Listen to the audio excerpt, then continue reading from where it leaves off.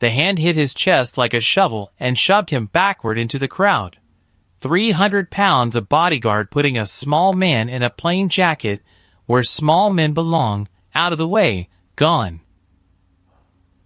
Except the small man didn't go anywhere. The push landed. The crowd flinched. And the small man stood exactly where he'd been standing, like the shove had gone through him into the ground, and he looked up at the giant who'd touched him with the calmest pair of eyes anybody in that crowd had ever seen. 11 seconds. That's how long the whole thing took, start to finish.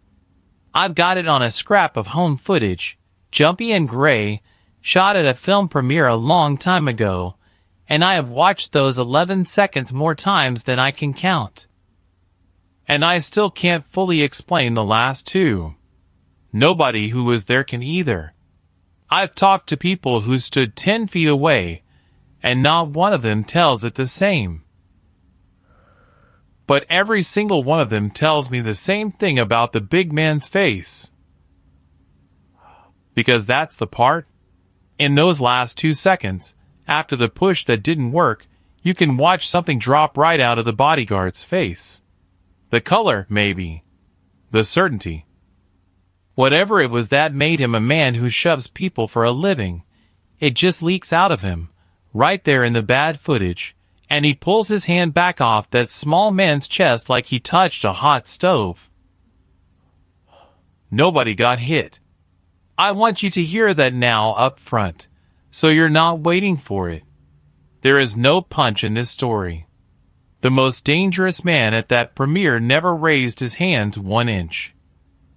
And that, the fact that nothing happened, is exactly why people who were there still can't sleep right on the nights they remember it. So here's the question that's going to walk us all the way through tonight. Why does a 300-pound professional, a man paid specifically to not be afraid, go pale over a man he could pick up with one arm? Stick around. Because the answer is the whole thing, and it's not what you think it is. It's better. Pull up a chair. This one you need to hear all the way through. I'm Ray, and I've spent 30 years around men who hit each other for a living, and around men who get paid to stand between trouble and somebody important. I know that second kind of men real well. I trained a few of them. So when I tell you what that Bodyguard felt in those 2 seconds, I'm not guessing. I've seen that exact look drain out of that exact kind of face. It never lies, and it never means anything good for the man wearing it. Let me take you back. Let me set the room. It's the early 70s. Los Angeles, on an evening warm enough that the men in their good suits are sweating under the lights and pretending they're not. There's a premiere, a real one, the kind with a strip of carpet and a velvet rope and a crowd packed up 3 and 4 people deep on both sides of it. Photographers with the big flashbulbs, the kind that pop and leave a smell in the air like something burning. You could close your eyes in a crowd like that and still know where you were just from the smell. Hot bulbs and hairspray and 100 people's cologne all fighting each other in the warm air. There's a movie star coming through. Doesn't matter who. A big name in those days. The kind of name that made a crowd lean over the rope and push. The kind of name that needed a man walking in front of him to make a path. And that man, the one walking in front, that's where our story really starts. Call him the Bodyguard, because that's what he was, and that's all most people there knew him as. But I want you to see him as more than a black suit, because if you only see the suit you'll miss the whole lesson. So let me tell you about him. He was big. Not Jim Big the way you see now, old-fashioned big, farm big, the kind of size that comes half from God and half from a hard life. 300 pounds, and most of it across the shoulders and the chest. Hands like he was wearing baseball mitts. He'd done some boxing, some wrestling, some of the kind of work that doesn't have a clean name, standing in doorways, walking behind important people, putting his body between a man with money and a world full of people who wanted a piece of him. He was good at it. That's the thing you have to understand. He wasn't a clown. He wasn't a fool. He was a professional, and in his line, he was respected, and he had a clean record of never once losing control of a situation. And the way he kept that record was simple. He understood crowds the way a sheepdog understands sheep. He knew that a crowd is mostly air. He knew that 99 times out of 100 you don't have to do anything but be large and be sure, and the bodies just move. A hand on a shoulder. A look. A step into somebody's space. The crowd reads it the way animals read weather, and it parts, and your man walks through clean. He'd built a whole career, a whole self, on one quiet truth that had never once failed him. People move when you push them. Hold on to that. People move when you push them. That sentence was the floor he stood on his whole life. We just watched that floor come out from under him in 11 seconds. Now let me show you how he got there. He'd worked the night before, and the week before, and the years before, and nobody had ever stood still. That was the whole point. In 10 years of doors and ropes and crowds, the math had never once broken. Push and they move. So by the time he's walking that carpet, in front of that star, in that warm popping light, he isn't thinking. Why would he? You don't think about the ground holding you up. You just walk on it. And the small man was standing in the path.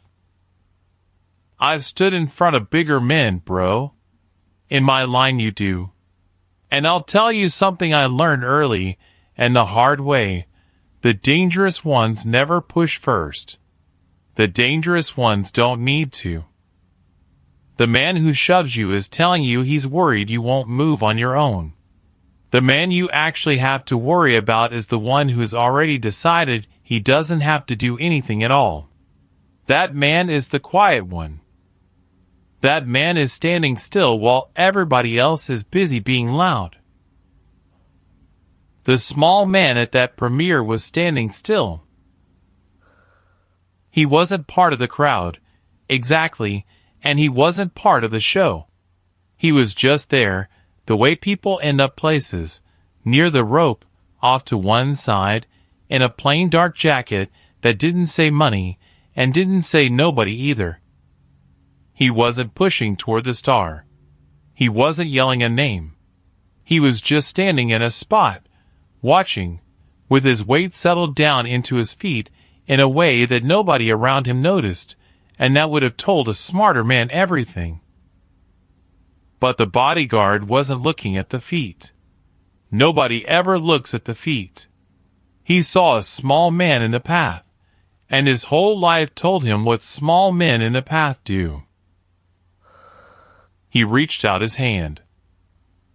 And we're standing right back at the edge of those 11 seconds again. So let me hold us here a beat, right before the push, because this is the hinge the whole night turns on, and I want to come back to it. Remember the hand reaching out.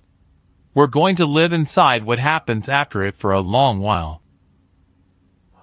But first, I have to tell you who the small man was, because the bodyguard didn't know. That was the whole problem. He didn't know. So let me tell you who he was. Not by name. Names don't matter much in a story like this, and you'll see why before we're done. Let me tell you who he was by what he carried. He was small the way Bruce Lee was small. And I say it that way on purpose, because if you only ever heard the number, 130-some pounds, a hair under 5'8", you'd picture a man who disappears in a crowd. A man you'd push out of the way without a thought, exactly the way the Bodyguard did. And that's the trap. That's the whole beautiful trap of it. Because the number lies. The number tells you about the box he came in. It tells you nothing about what was packed inside. Here's what was packed inside. 20 years of work. 20 years of getting up before the sun and moving his body in ways that most men never move theirs once in a lifetime. A man who'd taken his own frame apart and rebuilt it, piece by piece, into something that didn't follow the rules a body that size is supposed to follow. You've seen the films. You've seen what he could do. But the films are the loud part. The films are the part that got famous. What stood at that velvet rope was the quiet part, the part that comes before the loud part, the engine under the hood, idling. And here's the thing most people get wrong, so let me say it plain. The reason he didn't move when the hand hit his chest wasn't that he was strong. Strong men get moved all the time. I've seen 300-pound powerlifters get knocked flat by a man half their size, because strength sits still and waits to be used, but balance is alive. Balance is a choice you make 1,000 times a second with your whole body, and most men never learn to make it even once on purpose. He'd made it on purpose so many times it wasn't a choice anymore. It was just how he stood. He couldn't stand any other way. When that hand came in, his body did the math before his mind even noticed there was math to do, dropped his weight, turned the push into the floor, gave the shove somewhere to go that wasn't backward. To the crowd it looked like nothing. It looked like a small man being stubborn. To anybody who'd ever spent a day learning what a body can do, it looked like a magic trick. But the Bodyguard didn't see any of that. Not yet. All he knew was that his hand had hit a wall where a wall had no business being. Let's leave the small man standing there a second in his plain jacket with the lights popping around him. Look at the big man instead. Because the truth is, the real story of those 11 seconds isn't happening in Bruce Lee. Bruce Lee already knows how this ends. He's the calmest object in the whole frame. The story is happening in the Bodyguard's face, and I want you inside the face, because that's where the lesson lives. Put yourself there. You're 300 pounds. You've done this 10,000 times.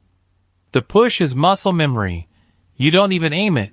Your hand just goes, the way you'd brush a branch out of your path on a trail. And the branch doesn't move. Now, first thing that happens, and this is fast, this is half a second, is your body lies to you. It tells you missed. You didn't push hard enough, or your foot slipped, or the angle was wrong. Because the alternative, that you pushed full and the man simply declined, that alternative doesn't exist in your world. It's not on the menu. So your hand does the only thing it knows. It pushes again, harder. And the wall is still there. That's the second half second. And that's when the lie stops working. That's when the cold thing starts up your spine, because now your body has run the experiment twice and gotten the same impossible answer twice. And a part of you older than language, a part that kept your great-great-grandfather alive in the dark, sits up and says, something is wrong here. You don't have words for it yet. You just have the cold. The cold gets there first. The understanding takes its time. I've seen this look on real men, bro. It never lies. I watched it happen once in a gym in the back of a hardware store, years ago, when a kid built like a door leaned on a quiet older fellow he decided was soft, and I watched the exact same thing climb up the kid's spine in real time. The body knows before the brain does. The body always knows first. And there is no faking your way past it, because it isn't a thought you can argue with. It's a temperature. So that's where the bodyguard is now. He's got the cold.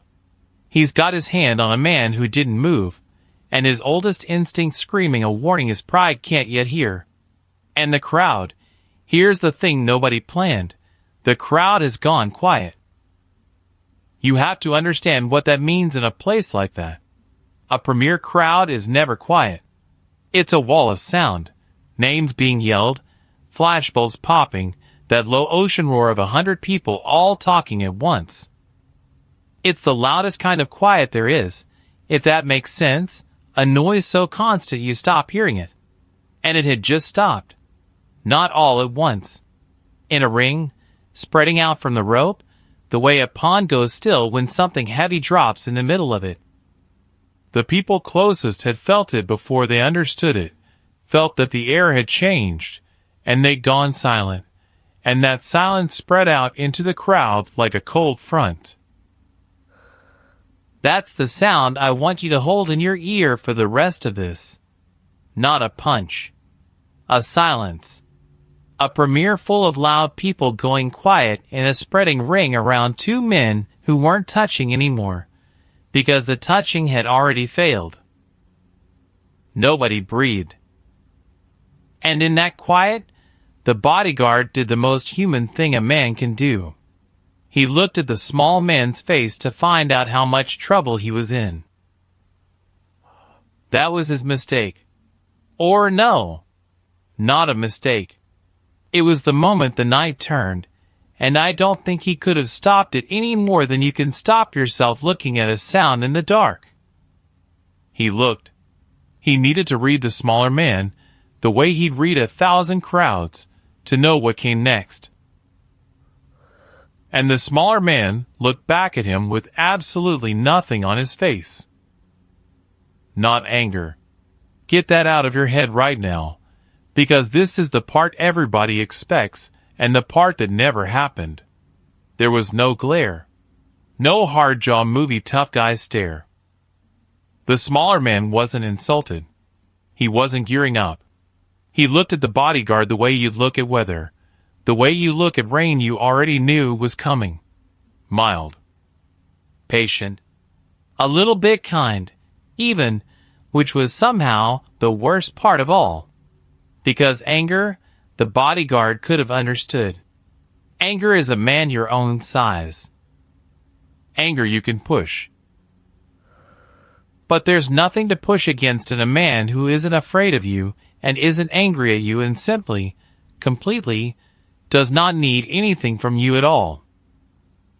That's the face that emptied the color out of him. Not a threat. The total absence of one. A man standing inside a calm so deep that the bodyguard, for the first time in his working life, understood that he was the only person in this exchange who was using any effort. He was straining. The other man was resting. And some animal part of him added it up. The wall that didn't move, the silence, the rested, kind, fearless face, and arrived at a conclusion his pride would spend the rest of the night trying to argue with and never quite manage. I have made a serious mistake, and I don't even know what it is yet. He took his hand back. You can see it on the footage. That's the last of the 11 seconds. The hand comes off the chest, slow, careful, the way you take your hand off a dog you just realized wasn't the kind of dog you thought it was. And he straightens up. And for one long beat, the biggest man at the premiere just stands there, towering over a man he could break in half, having never been in less control of anything in his life. Now, here's where you think you know what happens next. You think Bruce Lee says something, delivers a line, puts the big man in his place with a few cold words while the crowd watches. That's how these stories go, right? That's how I'd tell it if I were making it up to sell you something. But that's not what happened. What happened next is the thing I actually called you here to talk about. And it's smaller than a punch and bigger than a speech. And it's the reason a 300-pound man would remember this night on his deathbed. Stay with me. Because the small man was about to do something, and it was the last thing in the world the bodyguard expected. He stepped back. Bruce Lee, the small man, he's the one who stepped back. Not the giant, the small man. He took half a step to the side, out of the path, and he opened his hand toward the carpet, toward the stars still coming through, in a gesture that said, plain as anything, go on. Go ahead. The way you'd wave a car through at a four-way stop. No anger in it. No drama. Just go on, you've got somewhere to be.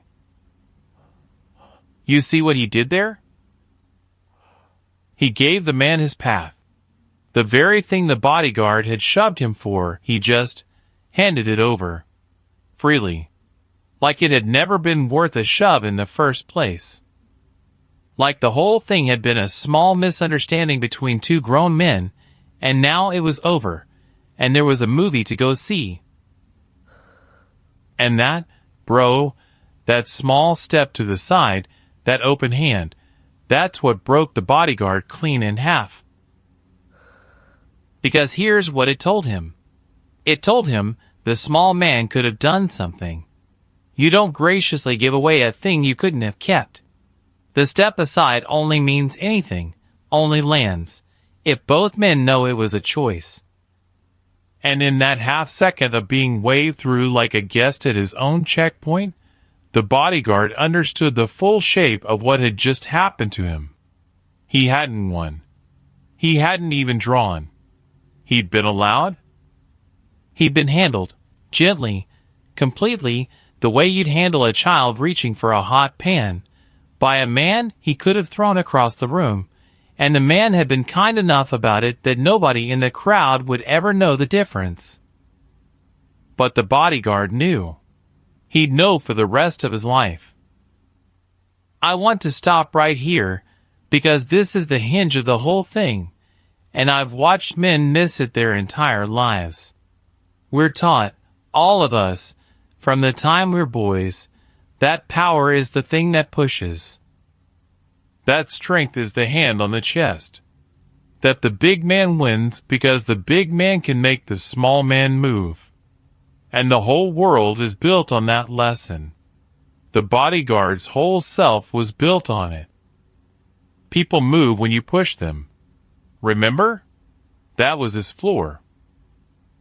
And Bruce Lee, in 11 silent seconds, without a word, without a fist, without so much as raising his voice, reached down and pulled that floor right out. Because the deepest kind of power, the kind that actually scares the dangerous men, the kind that empties the color out of a 300-pound face, is not the power to push. Any animal can push. A bull can push. The deepest power is the power to not need to. It's the man who could and doesn't. It's the stillness that doesn't have to prove anything because it already knows. And there is nothing on this earth, that a man who lives by force fears more than meeting a man who has more force than him and isn't using it, because it means the force was never the point. It means there's a whole other thing, a thing he never learned, and he's looking at it, and it's too late to start. That's the cold up the spine. Now you know what it was. It wasn't fear of getting hit. The bodyguard wasn't scared of pain. That man had eaten pain his whole life. It was something worse. It was the sudden, total understanding that the rules he'd organized his entire existence around were not the real rules. That he'd been playing checkers, hard and well, for 30 years, and just sat down across from a man playing a game he'd never even heard of. Now, let me bring you back to the carpet, because the night isn't done and the best part is still coming. The star went through. The bodyguard, on pure habit, walked his client on toward the doors, because that was the job, and the job doesn't stop just because your whole world cracked. The crowd noise came back up, slow, the way it had gone down, that ring of silence filling back in with chatter as people decided, the way crowds do, that whatever they'd just felt, they hadn't really felt it. Flashbulbs again. Names again. The river closed over the stone. And it could have ended there. Most stories like this do. The small man melts back into the crowd. The big man carries his secret into the dark. And that's that, a strange 11 seconds nobody can quite explain. If that were the whole thing, I wouldn't have called you here for it. But it's not the whole thing, because of what the bodyguard did next. Not that night. Later. See, a smaller man, and I mean smaller on the inside now. I'm done talking about pounds. A smaller man would have buried it. Would have told himself the story where he won. Pushed some nobody out of the way. Did my job. No big deal. Men do that every day. They take the moment that could have taught them something, and they pave right over it, because the lesson costs too much pride to pick up. And they stay exactly who they were. The push still works on everybody else. So why look at the one time it didn't? This bodyguard couldn't do it. And here's the thing I admire about him. Here's why I've been calling him a professional, and not a fool this whole time. He couldn't lie to himself. He'd spent too long reading other men to be any good at fooling the one in the mirror. He knew what he'd felt. He knew the cold had been real. And a man like that, a man who can't unfeel a true thing, he's got only two roads. He can spend the rest of his life angry that the world turned out bigger than his fist. Or he can go find out what he'd just been shown. He went and found out who the small man was. Didn't take him long. You ask around the town like that, describe a slight fellow in a plain jacket who moves a certain way, who stood like the ground belonged to him. Somebody's going to know. And when they told him the name, when they told him what that man did, what that man was, the bodyguard felt the cold one more time. Because it explained everything, and it forgave nothing. He hadn't shoved a nobody. He'd put his hand, his big, careless, professional hand, on the chest of one of the most dangerous men alive. A man who could have ended the exchange in any of a dozen ways before the bodyguard's own brain caught up, and that man had chosen, in front of 100 people, to simply step aside and wave him through. Sit with the size of that mercy for a second, because the bodyguard did. He sat with it a long, long time. And what he did with it, what a hard, proud, 300-pound man decided to do once he finally understood the shape of the gift he'd been handed. That's the last piece. That's the part that turns this from a story about a push into a story worth telling 40 years later under the gym lights. Stay with me. We're almost to the part that matters most. Here's what he did. And I'll tell you straight, the first time I heard this part one had to put my coffee down. He went looking for a teacher. This man, 300 pounds, 30 years in, a body that had never needed to ask anybody for anything, went and stood in a doorway, the way other people had stood in his doorway their whole lives, and asked to be taught. Not by Bruce Lee. You don't walk up to a man you shoved at a premiere and ask him to fix what's broken in you. He had more sense and more shame than that. But somewhere in that town there were people who knew a fraction of what he'd seen in those 11 seconds, and he found one, and he asked. And you know what's hard about that? Everything. Everything about that is hard. Because a man who's spent his whole life being the biggest thing in the room has to walk into a small room and be the dumbest thing in it. He has to let a stranger correct his balance, the one thing he'd been sure of since he was a boy. He has to fall down. He has to fall down in front of people half his size, over and over, while his body screams that this is wrong, that he is the strong one, that strength sits right here in his arms where it's always been. I've watched big men try to do that, bro. Most of them can't. Most of them quit in the first week because the falling down hurts the pride 1,000 times worse than it hurts the body, and the pride is the thing that won't heal. They go back to pushing. The push still works on everybody who isn't Bruce Lee, and Bruce Lee isn't standing in most doorways, so the lie holds up fine for the rest of an ordinary life. He didn't quit. The cold up his spine had told him something true, and he decided, this is the whole man, right here, this one decision. He decided he would rather be a beginner who knew the truth than a master of a thing that turned out to be a lie. Now I want to slow down, because we've been moving fast, and there's something underneath all this I don't want you to walk past. What did Bruce Lee actually teach him that night? Because Lee never said a word. That's what gets me, every time. The whole lesson, the lesson that turned a hard man's whole life around, was delivered in total silence. No speech. No wisdom from the mountain. Just a man who didn't move when he was pushed, and then stepped aside on his own. And from that, the bodyguard pulled out something that took him years to put into words, and when he finally did, it came out simple, the way the deepest things always do.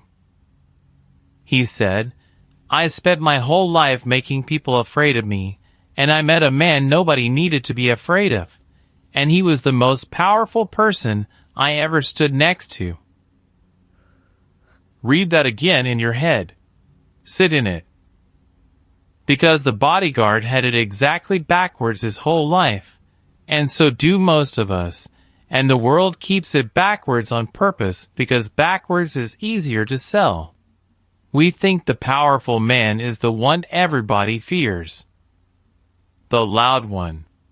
The one with the hand out, taking up the doorway, making the air heavy when he walks in. And we spend our lives either trying to be that man or trying to stay out of his way. But that man, the bodyguard finally understood, that man is working.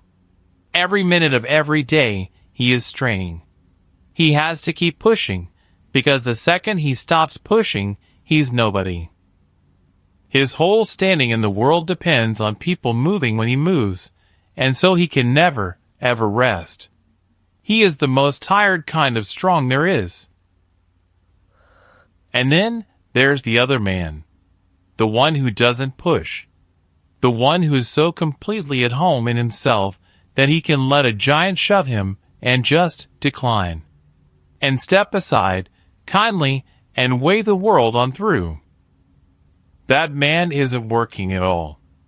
That man is resting in the middle of the exact situation that would have any other man's heart going like a drum. And the bodyguard had felt it, with his own hand on the man's chest, which of the two of them was actually at ease. It wasn't him. That's the thing he chased for the rest of his life, not the ability to fight. He could already hurt people. He didn't need more of that. And more of that was never the point. What he wanted, what he'd seen for 11 seconds and would spend years reaching for, was the rest. The ease. The terrible, beautiful calm of a man who has nothing to prove because he already knows exactly what he's worth, and so he never, ever has to show you. Now here's where I have to be honest with you. because I told you at the start I wouldn't lie to you in this. I don't know if he ever fully got there. I don't think anybody does all the way. The calm Bruce Lee had at that rope was 20 years deep, built on 1,000 mornings, and you don't catch up to 20 years in a season. The Bodyguard was an old dog learning the hardest trick there is, which is the trick of putting your fists down when fists are the only language you ever learned. Some days I'm sure he failed. Some days I'm sure the old self came back up, and he leaned on somebody he shouldn't have, and felt bad about it after. That's how it goes. The change isn't a door you walk through once. It's a thing you choose again every morning, and some mornings you choose wrong. But here's what I do know, and it's the thing that makes this man worth a story. He kept the 11 seconds. He didn't pave over them. He carried the premiere with him to the end, not as a humiliation, not as the night some little guy made a fool of him, but as the night he got shown a door he didn't know was in the wall. And he told it that way. That's how we even have it. He told people, later, when he was older, told it on himself, against himself, the way only a man who's actually changed can tell a story where he's the one who got it wrong. And every time he told it with respect. Not a drop of bitterness in it. He'd say, "The smallest man I ever pushed was the only one who never moved." And then he'd shake his big head, and you could tell that 40 years later he still felt that cold come up his spine a little, and he was grateful for it. Grateful. For the worst, most frightening 11 seconds of his professional life. Because they were the 11 seconds that finally told him the truth about what he'd been worshipping all those years. That's the turn, bro. That's the whole turn. Not that the small man was strong. We knew that going in. The turn is that the big man was brave enough to let it change him. Now stay with me, because we've got one piece left, and it's the piece that puts this whole thing in your hands instead of leaving it back in the 70s on a strip of gray film. Because I didn't tell you all this just so you'd know an old story about Bruce Lee. I told you because there's a velvet rope in your life too, and there's a hand coming for your chest, and the only real question is which of these two men you're going to be when it lands. One part left. Don't go anywhere. So let me put the rope in your life now. Because it's there. I promise you it's there. Somebody's going to push you this week. Maybe not with a hand. Most pushes aren't hands anymore. Most pushes are words, a look, a guy who talks over you at a meeting, a brother-in-law who needles you at the table till you bite, somebody online poking at you, trying to get you to swing so they can say, see what he is. That's the hand on the chest, bro. That's the exact same thing the Bodyguard did, just dressed up in modern clothes. Somebody decides you're in their path, and they shove, because shoving has always worked on the people around them, and they expect you to move. And here's the moment. Right here. This is your 11 seconds. You've got two men you can be. You can be the one who pushes back. And listen, I get it. It's satisfying. It's the whole language we were all raised in. You shove me, and I shove you harder, and we'll see who's bigger. And sometimes you win that. Sometimes you're the biggest one at the rope, and the other guy moves, and you feel 10 feet tall for about an hour. But you know what you signed up for when you live that way? You've signed up to push forever. You signed up to be the tired kind of strong, straining every single day to stay on top of a pile that never stops shifting under you.